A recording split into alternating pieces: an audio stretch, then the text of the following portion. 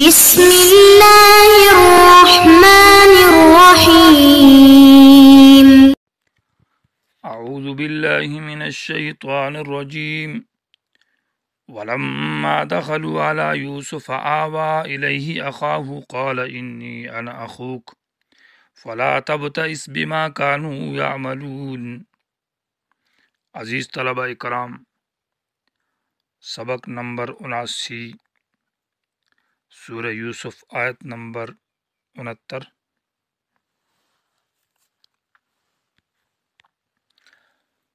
حضرت یوسف علیہ السلام کے پاس جب بھائی دوسری مرتبہ آئے اور بنیامین کو ساتھ لے کر آئے تو حضرت یوسف علیہ السلام نے بنیامین کو روکا اور اس پر الزام چوری کا لگا کر اس کو روکا۔ اس تدبیر کے ذریعے جو بنیامین کو روکنے کی تدبیر تھی اس کا ذکر ہے، اور پھر بھائیوں کا آگے سے عذر کا بیان ہے۔ قالوا ان یسرق فقد سرق اخ له من قبل، یعنی برات،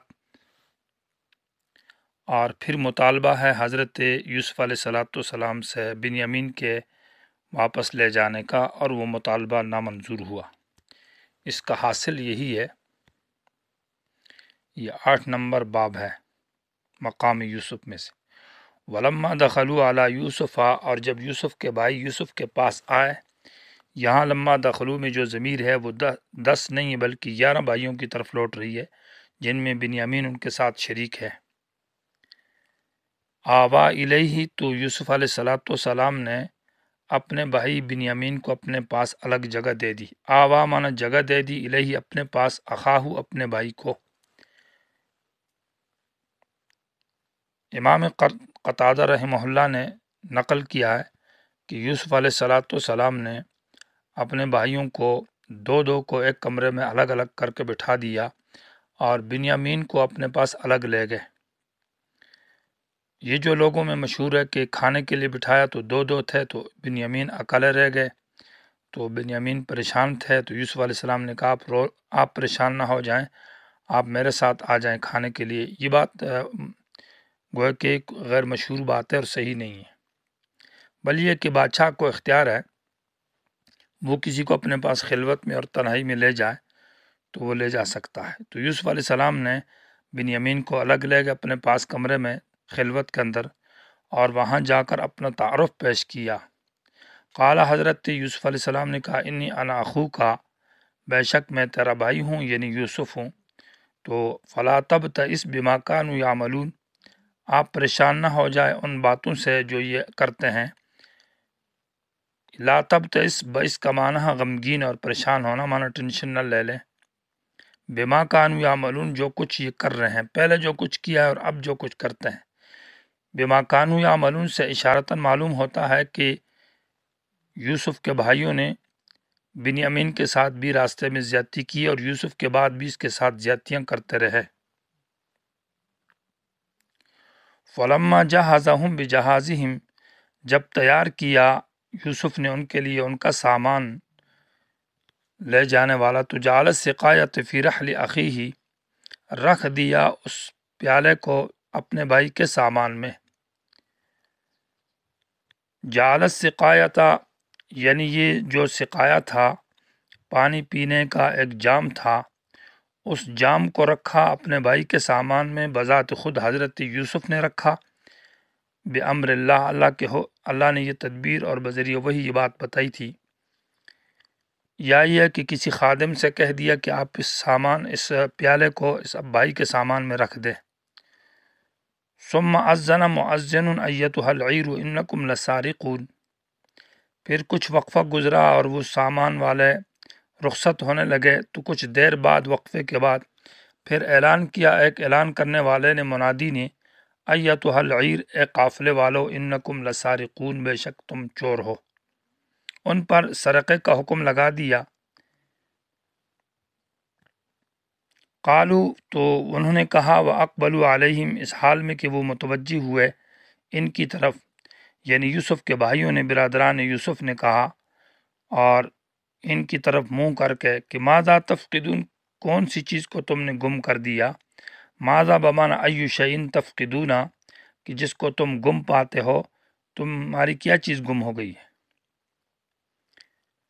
مانا پہلے تو یہ بات بتاؤ کہ گمی ہوئی کیا چیز ہے، چور کون ہے یا کون نہیں یہ تو بات کی بات ہے، لیکن کیا چیز گم ہو گئی؟ قالو کہنے لگے نفقد السوال ملک، ہم نے گم پایا ہے بادشاہ کے پیمانے کو۔ پیچھے جعل سقایت میں آیت کے اندر یہ کہ رکھا جو تھا وہ سقایا پانی کا پیالہ تھا، جام، اور یہاں سوال ملک میں کہا ہے کہ وہ پیمانہ ہے بادشاہ کا۔ اصل میں یہ ایک ہی برتن ہے، لیکن اس کی مختلف صفات کی وجہ سے اس کے نام بدلے ہیں۔ ابتداً یہ پانی کا ایک جام تھا، ایک پانی پلانے کا جو بادشاہ کے لیے خاص قسم کا تھا۔ بعد میں اس کو بطور پیمانے کے استعمال کیا گیا، جس سے ناپ تول کا کام لیا جاتا تھا، تو اس وجہ سے اس کو سوال ملک کہا ہے۔ یہ زبرجد کا یا سونے کا یا چاندی کا بنا ہوا تھا، اور یہ اس بادشاہ کا تھا، وہ صدر تھا، برائے نام صدر تھا۔ تمام ذمہ داریاں اور کار جو ہے وزارت کے وہ حضرت یوسف علیہ السلام کے حوالے تھے، اور وہ بادشاہ برائے نام بادشاہ تھا، ویسے ایک صدر تھا۔ تو اس پیالے کے نام جو ہے وہ ایک ہی پیالہ ہے، پہلے اسے پانی کا کام لیا جاتا تھا، بعد میں وہ پیمانے کے طور پر استعمال ہوا، تو اس لیے اس کو سوا بھی کہا جاتا اور سقایا بھی کہا جاتا۔ وَلِمَنْ جَاءَ بِهِ حِمْلُ بَعِيرٍ، اور جو بھی اس پیالے کو لے آئے گا اس کے لیے ایک اونٹ کا سامان ہوگا۔ یہ گویا کہ انعام کے طور پر اس کے لیے یہ اعلان کر دیا۔ وَأَنَا بِهِ زعیم، اور میں اس کا ذمہ دار ہوں گا۔ اس منادی نے یہ بات کہی کہ اس انعام کا ذمہ داری بھی مجھ پر ہے، بات گویا کہ بڑی پکی کر دی کہ اس کو انعام ملے گا، اور انعام مزید اضافی ایک اونٹ کا سامان اس کو ملے گا۔ قالو، تو برادران یوسف نے کہا تاللہ، اللہ کی قسم، لقد علمتم ما جئنا لنفسد فی الارض، یقیناً آپ کو معلوم ہے کہ ہم نہیں آئے مصر کے اندر تاکہ ہم اس مصر کے اندر شرارت کریں، فساد کریں۔ وما کننا سارقین، اور ہم چور بھی نہیں۔ لقد علمتم یعنی تم جانتے ہو، باحوالنا ہمارے حال کو، پہلے ہم مصر میں جب آئے تھے تو آپ کو معلوم تھا کہ ہم مصر کے اندر کس طرح رہے، اور ہم نے کتنی احتیاط کی، کتنے ہم شریف تھے۔ بعض مفسرین نے لکھا ہے کہ یہ جب پہلی مرتبہ آئے تو اپنے جانوروں کو، یعنی جو ان کے گدھے یا جانور سواری کے یا سامان لانے کے جو جانور تھے، ان کو باندھ کر رکھا تھا، لوگوں کے فصل اور گھاس میں نہیں چھوڑتے تھے، بلکہ اپنا ذاتی گھاس رکھا تھا وہ کھلاتے تھے، اتنے احتیاط کرتے تھے، اور بڑے ہی شریف۔ اور کیوں نہ ہو کہ ایک نبی کی اولاد ہے اور ان کی حضرت یعقوب علیہ السلام نے تربیت کی ہے، تو اس طرح ہے۔ اس لیے کہا لقد علمتم، تم جانتے ہو، مانا پہلے ہم مصر میں آ چکے ہیں اور تمہیں معلوم ہے، ما جئنا لنفسد فی الارض، کہ ہم نہیں آئے یہاں پر فساد کرنے کے لیے، شرارت کرنے کے لیے۔ وما کننا سارقین، اور ہم چور بھی نہیں ہیں۔ قالو، یہ ایک اور تدبیر کا ذکر ہے۔ پہلی تدبیر حضرت یوسف علیہ السلام کو جو اللہ نے بتائی ہے، وہ تدبیر یہ تھی کہ یہ پیمانہ اپنے بھائی کے سامان میں رکھ کر اور ان پر یہ حکم لگایا جائے کہ تم چور ہو۔ اب یہاں سے دوسری تدبیر بتائی، قالو تدبیر آخر کا ذکر ہے کہ فما جزاؤہ، کیا سزا ہوگی اس شخص کی، ان کنتم کاذبین، اگر تم جھوٹے ہو، یعنی جس کے پاس وہ پیمانہ پایا گیا اور وہ آدمی چور ثابت ہوا، تو اس چور کی کیا سزا ہے۔ یہ گویا کہ ان سے اقرار لیا جا رہا ہے کہ یہ سزا خود تجویز کریں، جو ان کے کنعان کا اور فلسطین جو حضرت یعقوب علیہ السلام کی سزا ہے، وہ سزا یہ سنائیں گے کہ ہمارے ملک میں یہ سزا ہے۔ یہ بھی گویا کہ تدبیر الہی ہے۔ قالو، کہنے لگے جزاؤہ، اس آدمی کی سزا، من وہ آدمی ہے، وجد فی رحلہ، کہ جس کے سامان میں وہ پیالہ یا وہ گم شدہ چیز پائی گئی، تو فہو جزاؤہ، وہی شخص اس کی سزا ہے۔ معنی یہ ہے کہ ہمارے قانون کے اندر جس آدمی نے چوری کی ہے تو وہ آدمی اس کا غلام بنے گا، یعنی جس کی چوری کی ہے تو یہ سارق جو ہے اس مسروق منہ جس سے چوری کی گئی ہے اس کا غلام بنے گا 1 سال تک۔ کذالک نجزی الظالمین، اسی طرح ہم سزا دیتے ہیں ظالموں کو، یعنی چوروں کو۔ ہمارے ہاں یہی قانون ہے کہ جو چوری کرتے ہیں تو اس چور کو یہی سزا ہوتی ہے کہ وہ اس آدمی کی 1 سال تک غلامی کرے گا، یعنی قید اور جیل ہے بامشقت، 1 سال تک کے لیے، لیکن اسی آدمی کی خدمت میں یہ رہے گا۔ یہ ایک تدبیر ہو گئی۔ فبدأ بأوعیتہم قبل وعاء اخیہ ثم استخرجہا، یہ ایک تدبیر آخر۔ ایک اور تدبیر اللہ نے حضرت یوسف کو بتائی کہ ابھی سامانوں کی جب تلاشی لی جائے تو سب سے پہلے ان باقی بڑے بھائیوں کے سامان کی تلاشی لی جائے اور بعد میں دوسروں کی، تاکہ یہ کوئی جال سازی یا ہیلہ گری کی کوئی بات ثابت نہ آ جائے کہ انہوں نے کوئی بہانہ اور چکر کیا ہمارے ساتھ۔ فبدأ، شروع ہو گئے، بأوعیتہم، ان کے سامانوں یعنی بھائی کے سامانوں میں تلاشی کے ساتھ شروع ہو گیا وہ آدمی، قبل وعاء اخیہ، اپنے بھائی کے سامان سے پہلے۔ خود یوسف نے یہ تلاشی لی یا کسی اسی نوکر نے، خادم نے، قبل وعاء اخیہ، اپنے بھائی کے سامان سے پہلے، تاکہ باقیوں کو شک شبہ نہ رہے کہ یہ ان کی کوئی جال سازی بات ہے۔ ثم استخرجہا، پھر نکالا اس پیالے کو، من وعاء اخیہ، اپنے بھائی کے برتن سے، اس سامان سے۔ کذالک کدنا لیوسف، یہ ماقبل میں جو تمام اعتراضات ہیں ان کے جواب ہے۔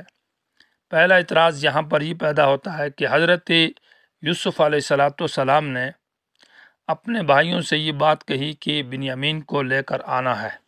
اگر بنیامین کو تم ساتھ نہ لائے دوبارہ، پہلی مرتبہ جب یہ آئے تھے تو ان سے یہ مطالبہ کیا تھا کہ دوبارہ جب آؤ گے تو اپنے بھائی بنیامین کو ساتھ لانا، اس کے بغیر تمہیں راشن اور سامان نہیں ملے گا۔ حالانکہ یہ حضرت یوسف کو پتہ تھا کہ باپ کو تکلیف ہوگی اور باپ کو اس تکلیف میں اور جدائی کی تکلیف اور مشقت برداشت کرنے پڑے گی، تو یہ حضرت یوسف نے گویا کہ اپنے والد کے ساتھ ایک زیادتی کی ہے کہ اس کو تکلیف میں ڈالا۔ دوسرا سوال یہ پیدا ہوتا ہے کہ یوسف علیہ السلام نے خود سامان، وہ پیالہ ان کے سامان میں رکھ کر اور اپنے بھائی کو بدنام کیا ہے، تو اس کو پھر بدنام کرنا یہ بھی ایک بات ٹھیک نہیں ہے، اور عام آدمی یہ نہیں کر سکتا تو پیغمبر کی شایع نشان تو یہ نہیں ہے۔ پھر ان سے وہ سزا پوچھنے کے بعد ان سب کو بدنام کر دیا اور وہ پیالہ رکھا۔ تو ان تمام باتوں کا جواب یہ ہے کہ کذالک کدنا لیوسف، ہم نے یہ تدبیریں یوسف کو بتائی تھی، بلکہ یہ تمام باتیں ھذا بامر اللہ، یہ تمام جو باتیں ہیں ان سب کا ایک ہی جواب اللہ نے دے دیا کہ کذالک کدنا لیوسف، یہ تدبیر ہم نے بتائی ہے اور اسی طرح تدبیر ہم بتاتے ہیں، لیکن یہ تدبیر خاص تھی لیوسف، یوسف کے ساتھ، یہ عام لوگوں کے لیے نہیں ہے۔ اس میں ایک تو ان باتوں کا جواب بھی ہو گیا، اور ساتھ ساتھ ہیلہ گر لوگ جو ہیلہ کرتے ہیں ان کے جوابات بھی اس میں آ گیا۔ وہ یہ ہے کہ یہ جو ہیلہ کیا کذالک کدنا، جو ہم نے تدبیر بتائی ہے، لیوسف، لفظ یوسف ذکر کر کے اور لام تخصیص کا ذکر کر کے یہ بتا دیا کہ یہ تدبیر خاص یوسف کے ساتھ ہے، یہ عام کے لیے اس کی اجازت نہیں ہے۔ اب جو لوگ ہیلہ کرتے ہیں اور پھر قیاس کرتے ہیں کہ یوسف علیہ السلام نے بھی ہیلہ کیا تھا، تو اس کا تو ایک جواب یہی ہے کہ لیوسف میں یہ خاص ہے یوسف کے ساتھ۔ دوسری بات یہ ہے کہ کیا قانون یہ ہے، اغاثہ کے اندر علامہ ابن قیم رحمہ اللہ نے ذکر کیا ہے کہ قیاس کے لیے یہ اصول ہے کہ مقیس علیہ تو جائز ہو، اگر سر سے مقیس علیہ ہی جائز نہیں تو وہاں قیاس تو درست نہ ہوگا۔ اور یہاں کیا کسی کے لیے جائز ہو سکتا ہے کہ اپنے بھائی کو چوری کے ساتھ بدنام کرے اور پھر اس کو بدنام کر کے اس طرح اپنے پاس روک لے، اور کیا کسی کے اوپر یہ اس طرح اپنے باپ کو تکلیف دینا جائز ہے؟ تو یہ تو کسی کے لیے آج کل کے زمانے میں، اس دور میں کسی کے لیے بھی جائز نہیں، اس شریعت میں جب یہ مقیس علیہ ہی جائز نہیں ہے تو اس پر قیاس کرنا کیسا درست ہوگا؟ اس لیے اس آیت سے ہیلہ گروں کا ہیلہ ثابت کرنا یہ بالکل ناجائز اور غلط بات ہے۔ یہ تو ہیلہ خاص ہے یوسف علیہ السلام کے ساتھ، اور یہ بامر اللہ ہے، اللہ نے وحی کے ذریعے حضرت یوسف کو بتایا ہے، اور یہاں یہ مقیس علیہ سر سے جائز ہی نہیں ہے آج کے دور میں، چاہے کہ اس کے اوپر مزید ہیلوں کی قیاس کیا جائے اور حرام کو حلال بتانے کے لیے ناجائز کو جائز کرانے کے لیے ہیلہ کرنا یہ درست نہ ہوگا۔ باقی ہیل کی تفصیل سورہ بقرہ کے اندر گزر چکی ہے۔ ما کان لیأخذ اخاہ فی دین الملک الا ان یشاء اللہ، چونکہ یہ آخری تدبیر ایک خاص قسم کی ناشنا تھی، اس لیے اس کو خاص کر اس کی مزید تشریح کی ہے کہ ما کان لیأخذ اخاہ، نہ تھے یوسف علیہ السلام اپنے بھائی کو لینے والے فی دین الملک، بادشاہ کے قانون میں، الا ان یشاء اللہ، مگر اللہ نے جو چاہا۔ اللہ تو کر سکتا ہے کیونکہ بادشاہ کا قانون جو مصر کا قانون تھا وہ یہ تھا کہ جو چوری کرے تو اس کو سزا دی جائے ضرب، اور تضمین المثلین کہ اس پر ڈبل جرمانہ لگایا جائے اس چیز کا، وہ جو چیز چوری کی اس کے ڈبل جرمانہ سے لے لیا جائے اور پھر اس کو رہا کر دیا جائے۔ اور یہ مصر کا کوئی کفر قانون نہ تھا، بلکہ یہی حضرت یوسف علیہ السلام پر بذریعہ وہی یہ قانون تھا، گویا کہ حضرت یوسف کو وحی ہوئی تھی اور اس کے مطابق یہ قانون چل رہا تھا۔ نرفع درجات من نشاء، اس پر اعتراض ہوتا ہے کہ یوسف علیہ السلام نے یہ کچا کام کیا اور کچا کام کرنے سے انسان کی شان گر جاتی ہے، گھٹیا کام۔ جواب دیا کہ یہ کچا کام نہیں ہے، یہ بڑا پکا کام ہے، اور ہم درجے بلند کرتے ہیں من نشاء، جس کے چاہتے ہیں، وفوق کل ذی علم، اور ہر علم والے کے اوپر علیم، ایک علیم ذات ہے۔ تو اس پر ایک سوال یہ ہوتا ہے لفظی کہ ذی علم، ہر علم والے کے اوپر علم ہے، تو اللہ بھی علیم ہے، اس کے اوپر ایک علیم ہوگا، حالانکہ اللہ کے اوپر تو کوئی علیم نہیں ہے۔ جواب یہ کہ ذی علم، لفظ علم کا اطلاق ذات باری تعالیٰ کے اوپر بواسطہ ذو یا ذی کے نہیں ہو سکتا، اس کو حمل بالاشتقاق کہتے ہیں۔ اللہ کو ذو علم نہیں کہا جاتا، بلکہ علیم، علام، علامتن کہا جائے گا، علامن کہا جائے گا، اور ذی علم تو انسان کو کہا جاتا ہے۔ تو فوق کل ذی علم، ہر عالم جو کہ انسان ہے اس کے اوپر علیم ایک ذات ہے جو باری تعالیٰ کی ذات ہے۔